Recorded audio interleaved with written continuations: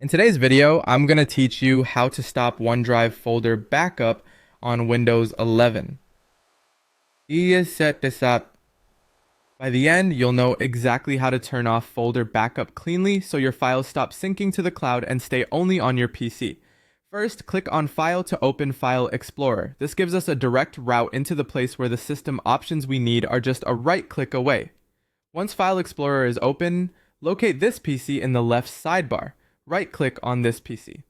In Windows 11, you'll often see a compact context menu. To reveal the full range of familiar options, click on Show More Options. From that expanded menu, click on Settings. This opens the area where Windows and OneDrive manage your backup preferences. If the layout looks slightly different on your system, don't worry. What matters is that you're now in the Settings pane, where backup controls live. Inside Settings, click on Backup. This is where Windows centralizes options related to syncing important folders like desktop, documents, and pictures. Next, click on Manage Backup. You'll see which folders are currently being backed up to OneDrive.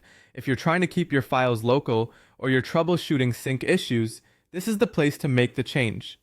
Now click on Stop Backup for the folder you want to remove from sync. A confirmation will appear so you understand the impact. Your folder will stop uploading changes to the cloud, and new files saved there will remain on your PC. To proceed, click on Stop Backup again to confirm. This ensures you don't turn it off by accident and makes the change stick immediately. Repeat it with the other two folders you see listed if you want to stop backup for them as well.